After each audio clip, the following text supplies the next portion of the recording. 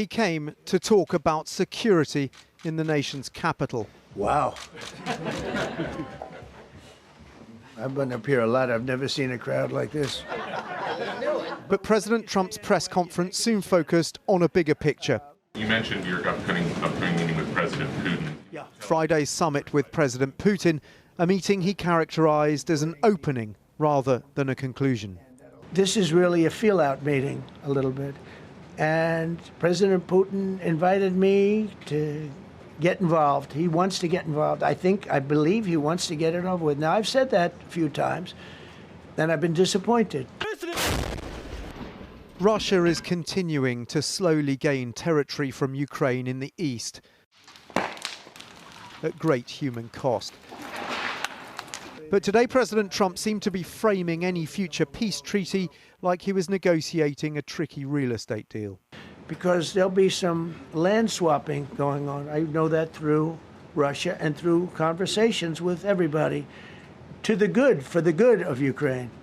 Good stuff, not bad stuff. Also, some bad stuff for both. So there's good and there's bad. Despite a press conference lasting more than an hour and a quarter, President Trump gave very little information about what concessions, if any, the Russians would be willing to make to secure a peace deal. And all the while, the Ukrainians say they have intelligence showing Russia is preparing for a new offensive. Tonight, President Zelenskyy was skeptical about Putin's intentions. Немає жодної ознаки, що росіяни There is no sign whatsoever that the Russians have received signals to prepare for a post-war situation. None so far. On the contrary, they are moving their troops and forces in such a way as to start new offensive operations.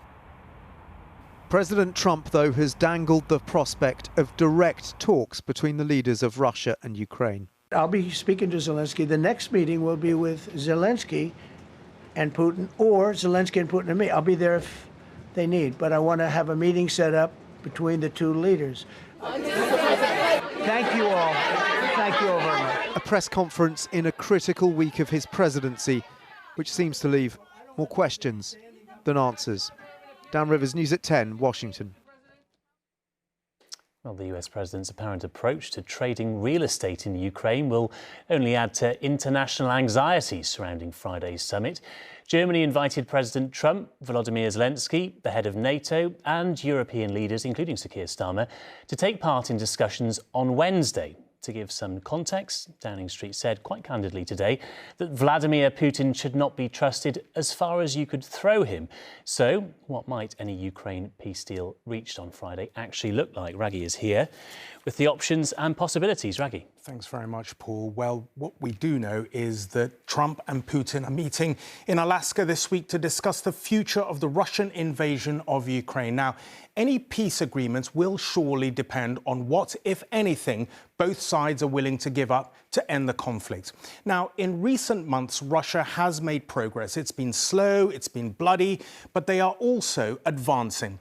It's been estimated that Russia controls almost 20% of Ukrainian territory. But even if the conflict was frozen along the front lines right now, Ukrainian President Zelenskyy has already flatly said he would not gift land to Russia, saying Ukraine cannot accept a deal that hands over territory to Russia because of its constitution, a position backed by most European powers who won't want to see Russia rewarded for its aggression. But for Putin, it may prove difficult because Russia already claims ownership of the whole of 4 regions of Ukraine, much of which it actually doesn't control. So how would he explain surrendering claims to these 4 provinces? And we must not forget Trump's words today, saying he was going to try to get some territory back for Ukraine. So what are the challenges to Russia? Despite the slow gains it has made, it's come at a terrible price. Earlier this month, in a post on his Truth Social platform, Trump claimed that Russians have lost more than 112,000 troops since the beginning of this year alone. And he said that Ukraine had lost a mere 8,000 troops. And what about Ukraine's challenges? They signed the Minsk II agreement in 2015 with Russia, when Moscow had actually moved into Crimea, which was backed by Europe, but inevitably it didn't bring an end to the hostilities. So How does the US square this circle? Ukraine with Europe supporting it, holding firm, whilst Trump has to consider what leverage he has over Putin, who has so far been unwilling to yield absolutely anything. Ukraine applied for NATO membership in September 2022. Both Trump and Putin have already ruled it out. But there is pressure also hanging over Trump as well. One of the key claims during his latest presidential campaign was that he would end the Ukraine conflict on day one after taking office.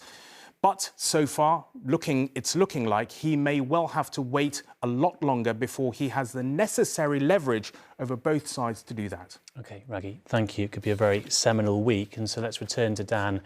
Now, in Washington, President Zelenskyy has been warning America, Dan, not to trust Vladimir Putin. But today it sort of felt, watching President Trump, like he was swinging back towards favouring the Russian president over the Ukrainian president again.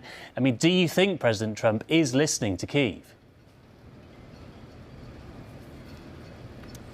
I think this is a sort of classic case, Paul, of hope over expectation, really. I think he's going into this talking it up without any real detailed work having been done in the background. Normally these summits are worked on for weeks or months beforehand. This has all been put together in a matter of days, really. And so there are some really thorny issues that just haven't really been gone through in any detail. Raggy mentioned there the constitutional issue with Ukraine. It would be against their constitution to simply cede territory to Russia. But even if they did somehow overcome that, we haven't found out what would happen to the people that live in those areas that are currently occupied by Russia. Would they be allowed to return to Ukraine? What about all the missing children as well? And then what about any form of security guarantees? How can President Trump and the West and Europe guarantee that if a deal is done, that President Putin isn't going to come back in a few years' time and take another chunk